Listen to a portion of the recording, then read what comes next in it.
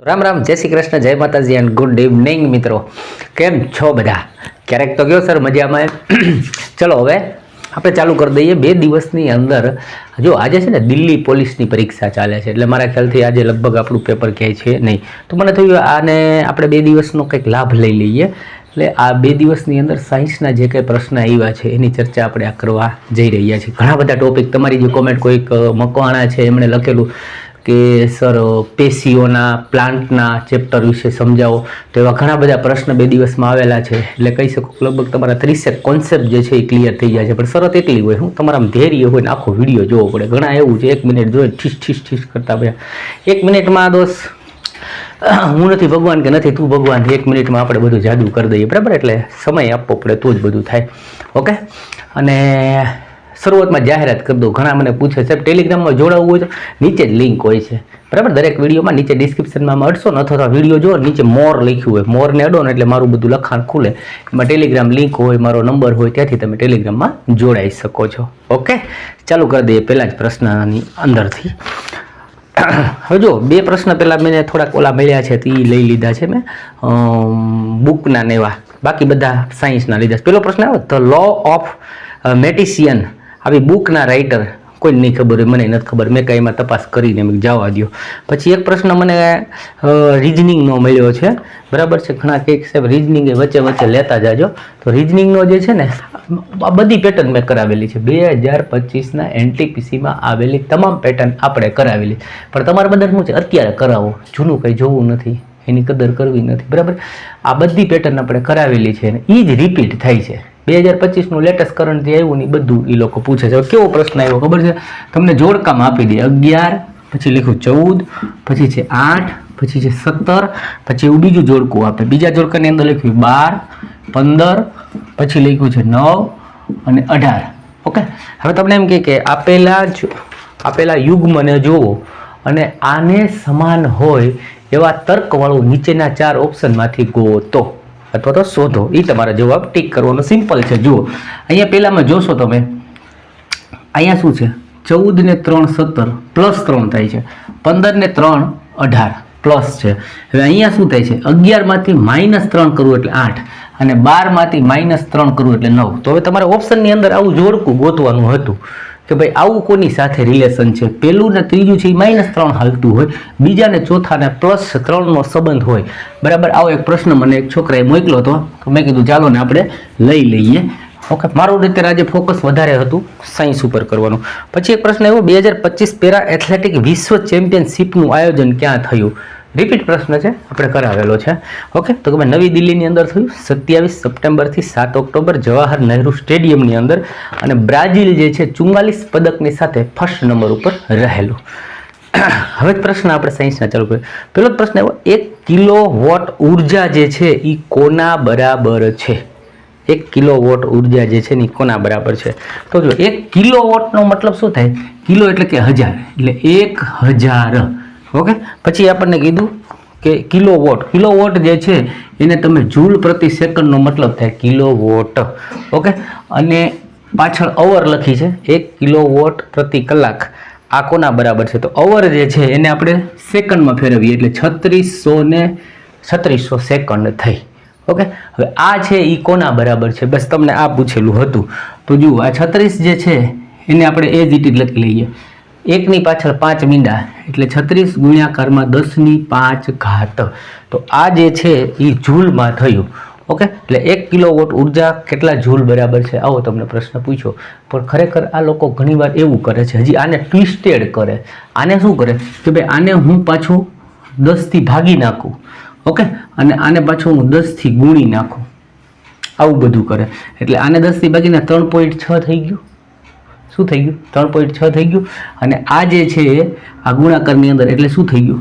6 ઘાત થઈ ગઈ, એટલે કે 10⁶ ઘાત કરી નાખે. 3.6 ગુણ્યા 10⁶ ઘાત જેટલા જૂલ. આવી રીતે પણ આ પ્રશ્ન જે છે એને ફેરવીને પૂછે તો તમે કરીને આવો. બધા મહત્વના ઇમ્પોર્ટન્ટ પ્રશ્ન છેલ્લા 2 દિવસમાં આવ્યા છે. ત્યારબાદ પ્રશ્ન આવ્યો જો 6600 જૂલ ઉર્જા કોઈ યંત્ર છે 3 મિનિટ સુધી ઉપયોગ કરે તો તેની શક્તિ કેટલી ઉત્પન્ન થાય? અથવા તેને વાપરેલી પ્રોડ્યુસ કરેલો પાવર, શક્તિ મીન્સ કે પાવર. હવે આપણે પાવર કહીએ કોને?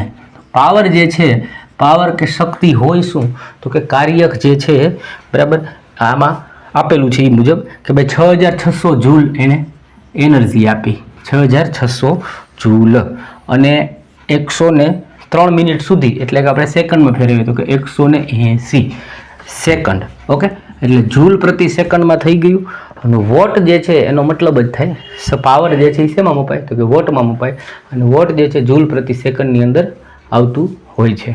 ઓકે, તો 0 થી 0 ઉડી ગયું, 660 ભાગ્યા 18 કરીએ એટલે તમને આન્સર જે છે એ મળી જશે.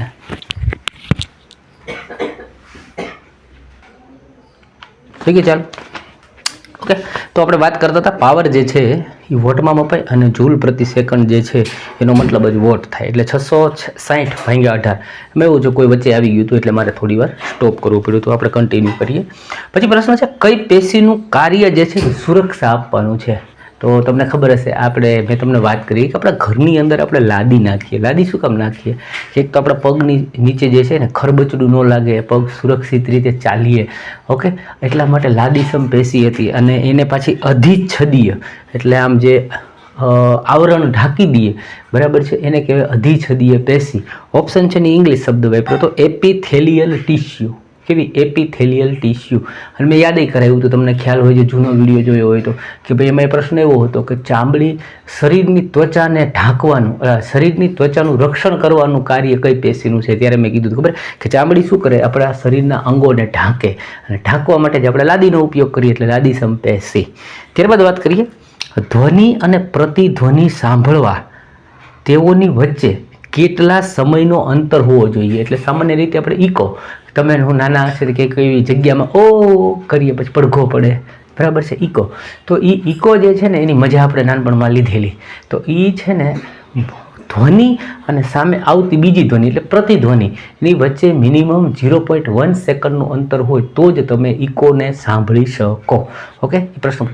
આવા બધા સરસ મજાના પ્રશ્નોની આપણે મફતમાં 8 ટેસ્ટ કરી, ટેલિગ્રામમાં પડી છે. લિંક હોય, PDF હોય, એની બાજુમાં પાછળ એના સોલ્યુશનની લિંક પણ હોય, એટલે મફતમાં છે તે જોઈ શકો છો. અને જો તમે આવું મટીરિયલ ખરીદવા માંગતો હોય તો માત્ર 100 રૂપિયામાં છે. સ્ટાર્ટિંગમાં મારો નંબર આવી ગયો હશે. રિઝનિંગનું છે, વિજ્ઞાનનું છે, બધું મટીરિયલ તમે પરચેજ કરી શકો છો. ત્યારબાદ વાત કરીએ, પ્રકાશના વર્ણપટની શોધ કોણે કરી? ઘણી વખત હું વિજ્ઞાનના વિડીયોઝની અંદર બોલ્યો છું કે ભાઈ ન્યૂટનભાઈ હતા ને, એને સૌ પ્રથમ પ્રિઝમની અંદર આ વર્ણપટ શ્વેત પ્રકાશ, સૂર્યપ્રકાશ નાખીને એના જે અલગ અલગ મેઘધનુષ્યના રંગો જે છે વિખેરણ થયું, એ સૌ પ્રથમ કરનાર ન્યૂટનભાઈ હતા. આ બધા પ્રશ્નો આવ્યા છે. પછી પ્રશ્ન, રુધરફોર્ડ પ્રયોગમાં લીધેલા આલ્ફા કણ કયા તત્વના વાસ્તવિક નાભિકમાં જોવા મળે છે? હવે જો રુધરફોર્ડ કે ઘણા રધરફોર્ડ બોલે, એને શું થયું ખબર છે? એને જ્યારે આ બહુ શરૂઆતની વાત છે કે ભાઈ જ્યારે કણ, પછી અણુ, પછી પરમાણુ, આવા બધા સંશોધનો ચાલતા હતા ને, ત્યારે આ ભાઈને એવું થયું કે ભાઈ આ પરમાણુ જે છે ને એ સૌથી નાનો કીધો, પણ મને એવો ડાઉટ છે કે ઉસકે અંદર કુછ હૈ, એની અંદરે કંઈક છે. એટલે એણે શું કર્યું કે સોનાની નાની પાતળી પર, આ બધું પૂછાય છે એટલે કહું છું, સોનાની પાતળી પડો લઈ અને એની ઉપર આલ્ફા કણનો બોમ્બ મારો કર્યો. અને આલ્ફા કણનો બોમ્બ મારો કર્યો ને, તો એમાં એણે 3 વસ્તુઓ જોઈ. એમાં એક વસ્તુ એને એવી જોઈ કે લગભગ 12,000 જેટલા કણનો મારો થાય ને ત્યારે એક કણ પાછો આવે છે. હવે આલ્ફા કણ પોતે હોય ને એ કેવો હોય ખબર? આલ્ફા કણ પોતે જે છે એ શું છે કે પોઝિટિવ છે, ધનભાર છે, અને સામે ભટકાઈને એનો મતલબ એને નક્કી થયું અંદર કોઈ એવી વસ્તુ છે જે ધનભાર છે, જે પોઝિટિવ છે, એટલે એ ભટકાઈને પાછો આવે છે. ઓકે, એટલે એવું કોઈક તો છે. પછી કે ભાઈ ઘણા બધા એવા છે જે 12,000 છે, એ તો એને શોષી લીધા, એટલે એની ઉપરથી નક્કી થયું કે આનો અંદરનો ભાગ છે ને ખોખલો છે, આમ કહેવાય જાજો ભાગ છે એ ખોખલો છે, બધા અંદર જતા રહે છે. આવા બધા એને તારણો આપેલા. એટલે રુધરફોર્ડ જે છે એણે જે આ એમ કીધું કે ભાઈ લીધેલા આલ્ફા કણ છે એ કયા તત્વોના નાભિક જેવા હતા? તો હિલિયમની જે અંદરનું નાભિક છે, નાભી એટલે કે ભાઈ એનું કેન્દ્ર, એ જે છે એ આલ્ફા કણને સમાન છે એવું આમાં આપણે કહીશું જવાબ તરીકે. પછી પ્રશ્ન આવ્યો કે હોર્મોનલ અસંતુલનને નિયંત્રિત કરવા સામાન્ય રીતે કઈ ગર્ભ નિરોધક વિધિનો ઉપયોગ લેવાય છે? એટલે કે ભાઈ આપણને ખબર છે કે આ લોકો હમણાંથી પ્રજનન ચેપ્ટરને બહુ પૂછે છે કે ભાઈ હોર્મોનલ ઇનબેલેન્સ ન થાય, એટલે કે ભાઈ સ્ત્રીઓ જે છે એના અંદરની અંદર કોઈ પણ હોર્મોનને તકલીફ ન થાય એના માટે એવી કઈ રીત છે એ પ્રચલિત છે. તો આપણે ઓરલ એટલે મોઢેથી લેવાતી ગોળીઓ. હવે મોઢેથી લેવાતી ગોળી છે ને, જો મેં થોડાક સમય પહેલાં માસિક કેમ બને છે અને એનો સ્ત્રાવ કેમ થાય છે આખું સમજાવ્યું હતું. તો એ છે આ ઓરલ ગોળી શું કરે છે, આપણે ત્યારે ભણ્યા હતા એમ કે ભાઈ અંડકોષની અંદરથી દર 28 દિવસે એક અંડ જે છે, અંડકોષ જે છે, અંડપિંડમાંથી અંડકોષ છૂટા પડે, ઓકે, અને શુક્રકોષ સાથે વિલન થાય ને ફલન થાય, એટલે કે ફર્ટિલાઇઝેશન થાય. તો આ ગોળી છે ને એ અંડકોષને છૂટું પડતા રોકે. એટલે શુક્રકોષ આવે તો એની સાથે ક્યારેય અંડકોષ ભેગો જ ન થાય, જેથી એમાં ગર્ભ રહેવાની શક્યતાઓ રહેતી નથી. ઓપ્શન હતું કે ઓરલ ટેબ્લેટ્સ. પછી પ્રશ્ન આવ્યો, કોઈ માનવની આંખ સામાન્ય રીતે છે તે દૂરનું સ્પષ્ટ રીતે જોઈ શકે છે, ઓકે, તો તે સમયે સિલિયરી પેશી એના પર કઈ અવસ્થા હશે? હવે જુઓ, સિલિયરી પેશી એટલે પહેલાં તો તમને થોડુંક હું દઈ દઉં. માનો કે ભાઈ આ માનવ નેત્ર છે એવું આપણે આ વાત કરીએ, અને આ માનવની અંદર આવેલો લેન્સ છે આંખની અંદર. હવે આ આંખની અંદર આ લેન્સ પૂછાય છે, બહિર્ગોળ લેન્સ હોય, એના ઉપર અહીંયા બે પેશીઓ હોય. હજુ આ તો આવું સમજાવું, પણ હું આપણે દેશી ભાષામાં કહીને તમને એમ ઓહો આપણે આવો પ્રશ્ન હતો, આમાં કાંઈ હતું નહીં. હવે જો એણે શું કીધું ખબર છે કે ભાઈ કોઈ માનવની આંખ સામાન્ય છે, એટલે નોર્મલ છે, એને કોઈ રોગ નથી, તકલીફ નથી, એ દૂરનું આમ કરીને આમ જોવે છે, ઓકે. તો હવે એ સમયે સિલિયરી પેશી કઈ અવસ્થામાં હોય? આ જે પેશી છે ને, બરાબર છે, એ કઈ અવસ્થામાં હોય ખબર છે? રિલેક્સ અવસ્થામાં હોય, બરાબર છે. પણ જો એણે એમ કીધું હોત કે એને જોવામાં તકલીફ થાય છે, જો જોવામાં તકલીફ થાય તો તમે શું કરીએ, આમ કરીએ ને, આમ કરીએ, આમ નેવા માંડીએ, તો આમ કર્યું એટલે કે આપણે આમ એમ કહેવાય ને કે ભાર દઈને કોઈ વસ્તુ જોઈ. તમે ઘણી વાર આમ ન દેખાતું હોય તો આમ કરો, શું લખ્યું છે, તો તમે શું કર્યું, કડક કર્યું, ઓકે. જો તમને ન દેખાતું હોત તો તમે કડક કરત, એટલે અહીંયા પેશી છે એ કેવી રીતે રિલેક્સ રહેશે, એને કોઈ જાતની તકલીફ થતી નથી. કેવું ઈજી પ્રશ્ન સમજાઈ ગયો દેશી ભાષામાં, ઓકે. ત્યારબાદ જોઈએ કે અને આ બહિર્ગોળની માથે હોય, અને ઓપ્શન હતું કે ભાઈ એ શિથિલ અવસ્થામાં અથવા તો રિલેક્સ અવસ્થામાં સિલિયરી પેશી હોય છે. ત્યારબાદ જોઈએ ન્યુરોનની અંદર, ન્યુરોન એટલે ચેતાકોષ મગજમાં હોય એમાં ડેન્ડ્રાઇટ્સનું મુખ્ય કાર્ય શું હોય? ડેન્ડ્રાઇટ બોલે તો શિખાતંતુ. આ જે છે ને એ આની પહેલાં મેં સોલ્વ કરાવેલો, ફ્રી ટેસ્ટમાં લીધેલો, આપણા મટીરિયલમાં લીધેલો, કીધું इसमें से ક્વેશ્ચન્સ બનેગા દોસ્તો, ઓકે. તો પહેલાં તો આ જે છે ને ન્યુરોન તમે જોયો હોય તો હું કહી દઉં કેવો હોય, ઓકે. હવે એ ન્યુરોન જે છે ને એ તમને હું કહું તો આ ટાઈપનો આપણે એક સમજીએ, આ ચેતાકોષ છે, ઓકે. એની અંદર પ્રશ્ન પૂછ્યો ડેન્ડ્રાઇટ એટલે કે આ બધા રહ્યા, એને આપણે દેશી ભાષામાં અથવા તો વિજ્ઞાન ગુજરાતમાં શિખાતંતુ આપણે ગુજરાતીમાં કહેવાય. હવે આનું મુખ્ય કાર્ય શું છે એવું આપણને પ્રશ્ન પૂછ્યો, ડેન્ડ્રાઇટનું મુખ્ય કાર્ય, ઓકે. હવે એનું કાર્ય શું છે કે આવા ઘણા બધા ન્યુરોન આપણા માઇન્ડની અંદર હોય, એની સંખ્યા કે ટ્રિલિયનની અંદર હોય છે, અને એ બધા આ જે ડેન્ડ્રાઇટ છે શિખાતંતુ એ આની આગળ રહેલા ન્યુરોન્સમાંથી માહિતી લઈ અને આગળ જવા દે. એનું કામ છે માહિતીનું આપલે કરવું. આવો પ્રશ્ન પૂછ્યો. એના બધી પ્રશ્ન આવ્યો કે ભાઈ મેરિસ્ટમેટિક ટિશ્યુ જેને આપણે વર્ધનશીલ પેશી કહીએ છીએ, ઓકે, એનું મુખ્ય કાર્ય શું? તો જો પેશી છે ને મુખ્ય બે હોય, એક વર્ધનશીલ એટલે એ હંમેશા વધે રાખે, ઓકે, અને બીજી હોય સ્થાયી પેશી કે જે એક વખત બની ગઈ એમાં કોઈ ચેન્જીસ ન થાય. તો હવે તમે વિચાર કરો કે વર્ધનશીલ પેશી, લોજિક લગાડો, મને નથી આવડતું સાયન્સ, તમને નથી આવડતું, દેશી ભાષામાં હાલીએ. કોઈ વસ્તુ વધતી હોય તો એનું મુખ્ય કાર્ય શું હોય કે જે અવસ્થામાં છે એમાંથી અપડેટ થવાનું, એટલે કે જે પેશી છે ને એની અંદર રહેલા સેલ છે ને સતત વિભાજન કરી નવા સેલ બનાવે, તો જ વધતું જાય ને.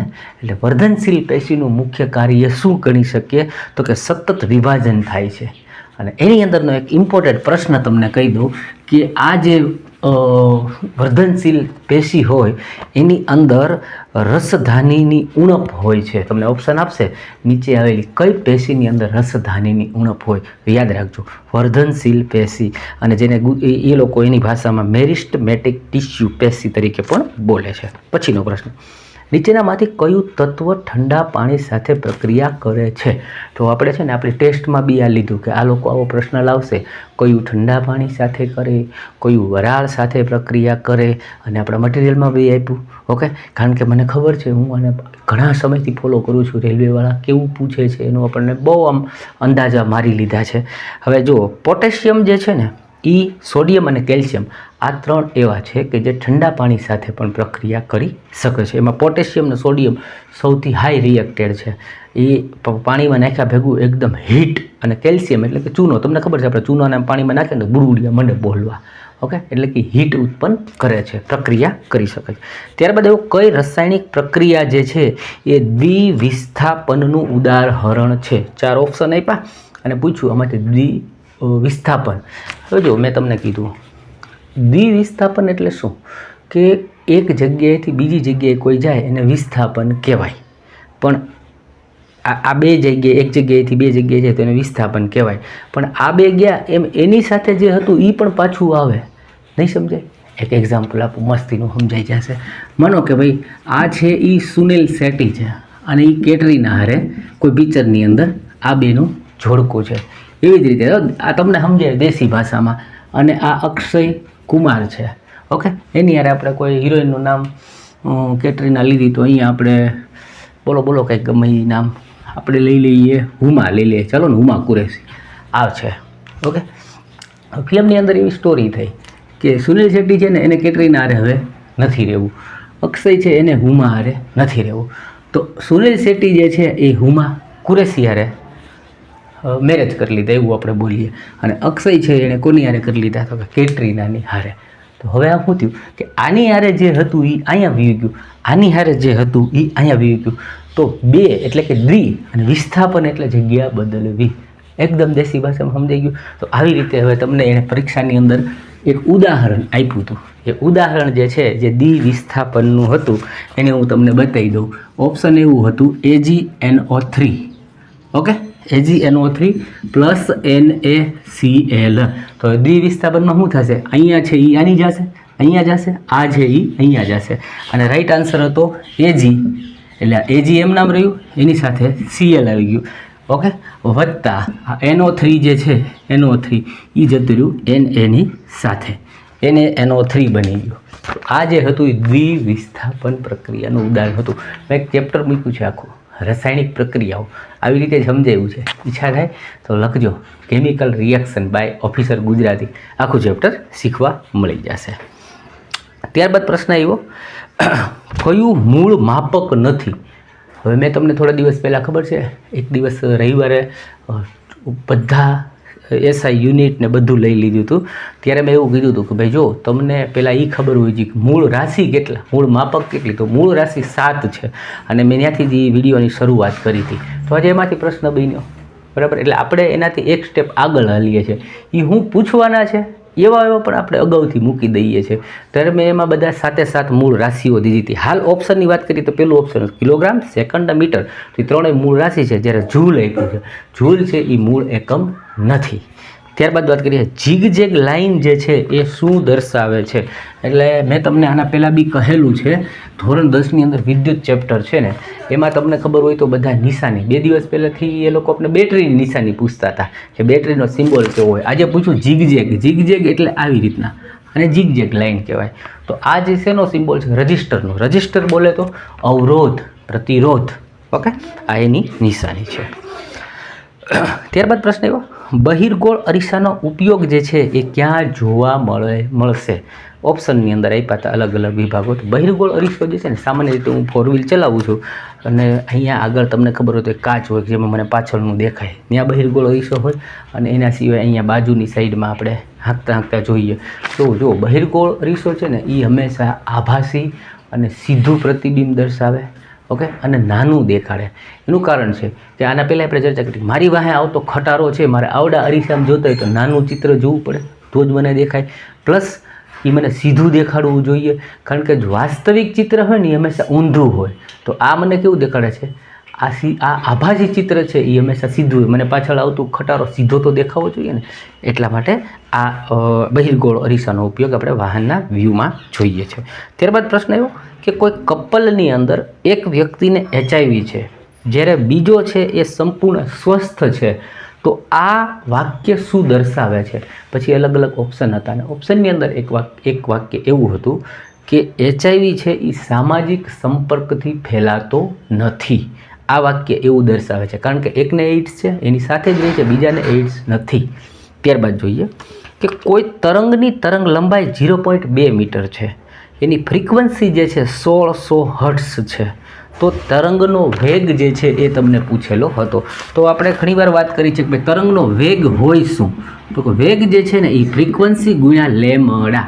લેમડા બોલે તો તરંગ લંબાઈ. તો માહિતીમાં જે આપ્યું છે, તરંગ લંબાઈ આપી છે આપણને 0.2 અને ફ્રીક્વન્સી આપી છે 1600.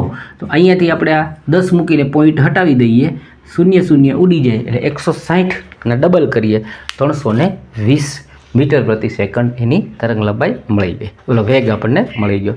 ત્યારબાદ પ્રશ્ન આવ્યો કે કોઈ વાહકમાં પ્રવાહ જે છે એ સીધી રેખામાં પ્રવાહિત છે અને સાથે એક ચુંબકીય ક્ષેત્ર ઉત્પન્ન કરે છે. જો વાહકનું અંતર ડબલ કરી નાખીએ તો શું થાય? ચુંબકીય ક્ષેત્ર પર શું પ્રભાવ પડે? આવો પ્રશ્ન આવ્યો. તો જો માનો કે એક સીધી રેખામાં છે, એટલે આપણે એવું માનીએ કે આ એક સીધી રેખાની અંદર કોઈ વાહક જે છે એમાં પ્રવાહ વહે છે અને અહીંયા સુધી આપણે એવું માનીએ કે એનું ચુંબકીય ક્ષેત્ર જે છે એ એટલું છે. હવે શું કીધું કે વાહકનું અંતર ડબલ કરીએ. વાહક જે છે આ જે છે એનું અંતર ડબલ કરી નાખો, એટલે કે હજી અહીંયા સુધી. તો જો ચુંબકીય ક્ષેત્ર જે છે એ અને આ વાહક એની વચ્ચેની જે લંબાઈ છે એ વ્યસ્ત પ્રમાણમાં છે. કેવી રીતે છે? વ્યસ્ત પ્રમાણમાં. લંબાઈ વધે ઓકે તો ઓલું ઘટે, અને જો ચુંબકીય ક્ષેત્ર વધે તો લંબાઈ ઘટે. તો અહીંયા શું કરી દીધું? લંબાઈ છે એ ડબલ કરી, તો ચુંબકીય ક્ષેત્ર છે એ કેવું થશે? ઓછું થશે. સિમ્પલ પ્રશ્ન, થિયરી બેઝ હતો. આગળ જોઈએ. નીચેનામાંથી કયું કમ્પાઉન્ડ નથી? કમ્પાઉન્ડનો મતલબ છે સંયોજન. લગભગ ધોરણ 9ની અંદર પદાર્થ અને પદાર્થની અવસ્થાઓ આવું એક ચેપ્ટર છે, જેના અંદર મિશ્રણ કોને કહેવાય, સમાંગ મિશ્રણ કોને કહેવાય, નિલંબન કોને કહેવાય, ટિન્ડલ ઇફેક્ટ કોને કહેવાય, એમાંની અંદર એક આવે કમ્પાઉન્ડ એટલે સંયોજનો, યૌગિકો કોણ છે ને કોણ નથી. તો દેશી ભાષામાં સમજાવું ને તો સંયોજન એને કહેવાય. હાવ તમને યાદ રહી જાય, જેનું તમે સૂત્ર લખી શકો સાયન્સની અંદર, જેમ કે H2O. બરાબર, પાણી છે એને શું લખો? તો કે H2O. તો આ છે એ શું છે? તો કે સંયોજન છે. આપણને શું પૂછ્યું? સંયોજન નથી. તો ઓપ્શનની અંદર વાત કરીએ શું હતા? તો કે H2O હતું, તો આ સંયોજન છે. બીજું હતું સોડિયમ ક્લોરાઇડ એટલે NaCl, એનું સૂત્ર બને એટલે એ સંયોજન છે. ત્યારબાદ હતું કાર્બન ડાયોક્સાઇડ, તો એનું સૂત્ર બને CO2. ઓકે, પછીનું ઓપ્શન હતું વાયુ. તો વાયુ કે એર છે એનું આપણે સૂત્ર ન બને. વાયુ છે ને મિશ્રણ છે, સંયોજન નથી.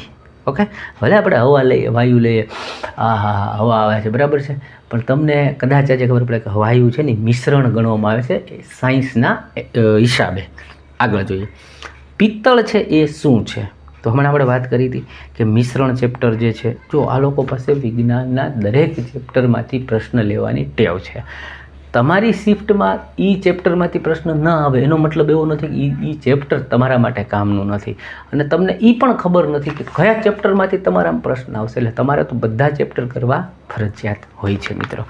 તો પિત્તળ જે છે એ શું છે? તો હમણાં મેં વાત કરી મિશ્રણ. ઓકે, પિત્તળ જે છે એ મિશ્રણ છે, તાંબુ અને ઝીંકનું મિશ્રણથી આપણને બને છે પિત્તળ. એટલે એ છે ને ઓપ્શન હતું સમાંગ મિશ્રણ. એ આમ બે એકમાં ભળી જાય એવું મિશ્રણ છે. તમે એમાંથી આમ પિત્તળને લ્યો તો એમાં એવું ન કાઢી શકો જો આ તાંબુ રહ્યું અલગ દેખાય છે, આ છે એ ઝીંક અલગ દેખાય છે. એટલા માટે એને સમાંગ મિશ્રણ એકમેક થઈ જાય એવું. એમનું સમજાય કાંઈ નહીં. હું તમને એમ કહું ખાંડનું પાણી ઓગાળી નાખો, ફૂલ ખાંડ ઓગાળી નાખો, પાણીની અંદર તમે એમ કહો જો રે ખાંડ નહીં ને, એકમેક થઈ ગયા. ધેટ ઇઝ કોલ્ડ સમાંગ મિશ્રણ. આગળ જોઈએ. એસ્ટરનું નિર્માણ જે છે એ કેવી રીતે થાય છે? થોડોક પ્રશ્ન એવો હતો કદાચ ના આવડે. તો એસિટિક એસિડ અને ઇથેનોલ એ બેની પ્રોસેસ કરવાથી એસ્ટર જે છે એ બનતું હોય છે. મિત્રો લાઇક બાઇક કરવાનું બાકી હજતા કરતા રહેજો. જોઈએ આગળનો. પછીનો પ્રશ્ન આવ્યો, રક્ત એટલે કે લોહી એને સંયોજક પેશી કહે છે, કારણ કે પછી કારણ આપ્યા હતા, એમાં ઓપ્શનો આપ્યા હતા. તો જો રક્તને સંયોજક પેશી એટલા માટે કહે છે કે તે પદાર્થોનું વહન કરે. આપણા લોહીની અંદર ઘણા બધા પદાર્થો હોય, એનું વહન કરી અને શરીરના વિભિન્ન ભાગોને જોડવાનું કાર્ય કરે, માટે એને કેવી કીધી? સંયોજક પેશી કહે છે. પેશીનું ચેપ્ટર વાંચો ને એમાં લગભગ પહેલાં જ ફકરામાં આપ્યું છે. વાહ. આગળ જોઈએ, સોડિયમ હાઇડ્રોક્સાઇડ કયા ગેસ સાથે પ્રક્રિયા કરી અને સોડિયમ કાર્બોનેટ તથા સોડિયમ બાયકાર્બોનેટ બનાવે છે? એકદમ ઇઝી. જો વાંચો ને, sodium carbonate, sodium bicarbonate. Carbo શબ્દ ને કાર્બન ડાયોક્સાઇડ સાથે પ્રક્રિયા કરીને બનાવે છે. ત્યારબાદ પ્રશ્ન આવ્યો, થોડોક અઘરો છે, કેલ્ક્યુલેટરવાળો છે, તમને કદાચ ન પણ આવડે એવો છે, છતાં આવ્યો છે, તો મેં કીધું ચાલો ને ચર્ચા કરી લઈએ. 30 સેન્ટીમીટર, 20 સેન્ટીમીટર, 10 સેન્ટીમીટર તથા 6 કિલોગ્રામનું એક ઘનાકાર ડબ્બો ટેબલ ઉપર મૂકવામાં આવ્યો છે. હવે આ બધું છે ને હું પાછો ટેલિગ્રામમાં મૂકી દઈશ, ફોટો પાડીને, એટલે તમે લઈ લેજો, મેળવી લેજો. અત્યારે ખાલી સમજી લો. હવે શું કીધું? 30 સેન્ટીમીટર, 20 સેન્ટીમીટર અને 10 સેન્ટીમીટરનો આવો ઘનાકાર ડબ્બો. એટલે હવે પહેલાં હું તમને કહું, ભાઈ ડબ્બો આપણો જે છે એ ઘન આકારનો ડબ્બો કીધો. ઓકે, એટલે આપણે પહેલાં ઘન આકાર એક ડબ્બો બનાવી નાખીએ, એટલે તમને પ્રશ્ન જે છે એ થોડોક સમજાઈ જાય. ઓકે, આ રીતના આપણે એમ કહીએ કે આ ઘનાકાર ડબ્બો છે. હવે શું કીધું કે 30 સેન્ટીમીટર, આને હું કહું 20 અને આ 10, આવું આપણે ઘનો ડબ્બો બનાવ્યો છે. ઓકે, હવે એનું પોતાનું વજન 6 કિલોગ્રામ છે. તો આ જે છે એ ટેબલ ઉપર મૂકવામાં આવે તો નીચે ટેબલની સપાટી જે છે એ આ છે. ઓકે, આને આપણે ટેબલ કહીએ. એના ઉપર મૂકવામાં આવે તો એ ટેબલ ઉપર કેટલું બળ લગાડશે? એના મૂકવાથી દબાણ તો આવશે ને. આપણે ખબર છે કે તું મારા પગ ઉપર ચડી ગયો, મને પગ દબાઈ ગયો, આંગળી દબાઈ ગઈ, તો એ કેટલું દબાણ લાગ્યું એવો પ્રશ્ન છે. આ કેટલું દબાણ લાગે છે એ કહીએ. ઓકે, તો એ જે દબાણ છે એ શોધવા માટેનું સૂત્ર છે T/A. ઓકે, હવે ટી શું છે? તો કે પહેલાં તો જે છે ને આ આપણે એમ શું કહીએ કે ડબ્બાનું વેઇટ શું છે? તો કે 6 કિલોગ્રામ. આપણને 6 કિલોગ્રામ આપ્યું છે, પ્લસ એની ઉપર ફોર્સ લાગે ને, ગુરુત્વ, એના હિસાબે એ ખેંચાય છે. તો એ કેટલું હોય સામાન્ય રીતે? તો કે આપણે 10 લઈએ છીએ, એટલે ઉપર જે છે એ 60 ન્યૂટન જેટલું ઉપર આપણે એમ કહીએ કે બળ ઓકે છે. અને નીચે, હવે નીચે જુઓ, જમીન, પૃથ્વી જે છે, આ ટેબલ જે છે, સોરી, આ ટેબલની સપાટી છે, એને અડે છે શું ભાગ? તો આ ભાગ અડે છે. કયો ભાગ અડે છે? આ ભાગ એને અડતો નથી, દેખાય એ મુજબ. તો આ છે 30 × 20 એટલે શું થશે? તો કે 600. તમારે આખું લેવાનું હોતું નથી. અને આ સેન્ટીમીટરમાં આપ્યા છે, 30 સેન્ટીમીટર, 20 સેન્ટીમીટર અને 10 સેન્ટીમીટર. એટલે તમારો ભાગ જે અડશે એ આ અંદરનો ભાગ અડે છે, આટલો ભાગ. ઓકે, આ ભાગ તો ઉપર છે. એટલે વિજ્ઞાનની રીતે આપણે હાલવાનું કે ભાઈ આખું નહીં લેવાનું, એ જેમ કહે છે એમ. તો આપણે 30 × 20 એટલે 600. અને સેન્ટીમીટર છે, બંને છે એ શું છે? તો કે સેન્ટીમીટરમાં આપેલા આપણને છે. તો હવે આ છે ને એ પાસ્કલમાં જવાબ આવે. તો પાસ્કલમાં જવાબ માટે તમારે બાજુ શું કરવું પડે કે આ સેન્ટીમીટરને તમારે મીટરમાં, કારણ કે ન્યૂટન પ્રતિ મીટર બરાબર જ શું થાય? તો કે પાસ્કલ થાય. એટલે આને તમારે પાછા મીટરમાં ફેરવવા પડે. મીટરમાં ફેરવવા માટે શું હોય? તો કે ભાઈ 100 મીટરે બરાબર છે શું થાય? કે 100 મીટર બરાબર 1 સેન્ટીમીટર થાય. તો અહીંયા 600 છે, એટલે આને ભાગ્યા પાછા 100 કરવાના, તો એ પાછા ઉપર જાય, એટલે આની સાથે પાછા 100 જશે. ઓકે, હવે 6 થી 6 ઉડી જાય, પછી આ 2 શૂન્યથી આ 2 શૂન્ય ઉડી જાય, અને ન્યૂટન પ્રતિ મીટર એટલે પાસ્કલ. આ રીતે તમારે આખું કેલ્ક્યુલેશન કરી અને આનો જવાબ જે છે આપવાનો હતો. ત્યારબાદ વાત કરીએ કે બે કણો વચ્ચે આકર્ષણ બળ લાગે છે અથવા તો હોય છે, તેનું બેસ્ટ ઉદાહરણ શું? હવે જો 2 દિવસ પહેલાં મેં કીધું હતું, ખબર, આવો એક દાખલો જોયો કે ભાઈ હું અને આ બોર્ડ છે, એમને બેને આકર્ષણ લાગે તો એકબીજાને ખેંચતા કાં નથી? હવે આપણે પ્રશ્ન સમજ્યા હતા તો યાદ હોય તો. અત્યારે એણે એવું કીધું કે ભાઈ નીચે 4 ઉદાહરણ આપ્યા છે, એમાંથી કયું ઉદાહરણ એવું છે કે જે સાયન્સની રીતે બે કણો વચ્ચે આકર્ષણ બળ ખેંચેલા હોય છે એ દેખાડે? મેં એક ઓપ્શન એવું હતું કે ખેંચેલા લબરની પટ્ટી. હવે આમ લબરની પટ્ટીને તમે ખેંચો અને પાછી મૂકી દો એટલે તરત ભેગી થઈ જાય છે. શું કામ? કે એની લબરના નાના નાના કણ છે ને એકબીજાને ખેંચી રાખે છે, એટલે તરત પાછા હતા નહીં અવસ્થામાં ખેંચી લે. એટલે જવાબ જે છે તમારો એ હતો કે ઉદાહરણ હતો કે ઓપ્શનમાંથી કે રબર પટ્ટીને ખેંચેલી રાખતા. તો આ જે છે એ શેનું હતું? આમ ખેંચેલી રાખો છો તમે, એ ઉદાહરણ શેનું હતું? કે એની અંદર રહેલા કણોનું આકર્ષણ બળ દર્શાવે છે. ત્યારબાદ પ્રશ્ન આવ્યો ધાતુ નિષ્કર્ષણ, એટલે ધાતુને શુદ્ધિ કરવાની જે વાત છે એમાં કરતાં પહેલાં અયસ્ક અથવા તો ઓર એટલે જે કાચી ધાતુ છે એને સાંદ્ર શું કામ કરવામાં આવે છે? તો ધાતુ શુદ્ધિકરણ જે છે ને ભાઈ, આપણે ધાતુ શુદ્ધિકરણની જો વાત કરીએ ને તો એના સ્ટેપ છે. તો કે ભાઈ પહેલું સ્ટેપ જે છે, ઓકે, એ શું હોય? તો કે ભાઈ પહેલું સ્ટેપ જે છે એ આપણે એમ કહીએ કે ભાઈ ધાતુઓ જે છે એને ભેગી અહીંયા લાવ્યા, કાચી ધાતુ લાવ્યા. ઓકે, હવે આ કાચી ધાતુ છે ને એને પહેલું સ્ટેપ શું કરે?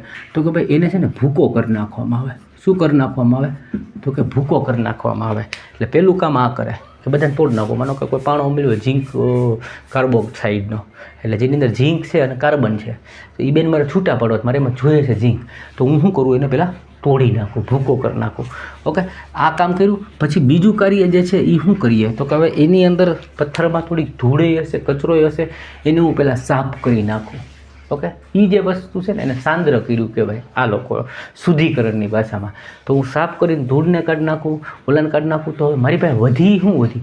માત્ર ને માત્ર ધાતુ વધી. શું વધી? ધાતુ. ધૂળ મેં મોટા ભાગે કાઢી નાખી. તો ઓપ્શન એવું જ હતું કે ધાતુના જથ્થાને વધારવા માટે આ પ્રોસેસ કરવામાં આવે છે. એટલે કે અશુદ્ધિઓ દૂર કરવા અને ધાતુ માત્રા વધારવા માટે સાંદ્રતાનું કામ કરવામાં આવે છે. તો મિત્રો આટલા પ્રશ્ન જે છે એ હું તમારા માટે અત્યારે લાવ્યો સાયન્સના.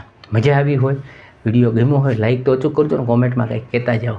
ત્યારબાદ મેં કીધું એમ કે ભાઈ તમે લાઇક કરશો ને એટલે કોમેન્ટની જગ્યાએ જે દેખાય છે ને 2 ટપકા હોય ને આમ કરજો, એટલે આ વિડીયોને માર્ક આપી શકો. થોડાક માર્ક આપો, વિડીયો છે એ આગળ વધુ ફેલાય અને ગુજરાતના તમામ વિદ્યાર્થીઓ સુધી આ માહિતી જે છે મફતમાં પહોંચે. ચલો મળીએ બીજા વિડીયોમાં. ત્યાં સુધી ખુશ રહો, મસ્ત રહો, વ્યસ્ત રહો અને તંદુરસ્ત રહો. આવજો.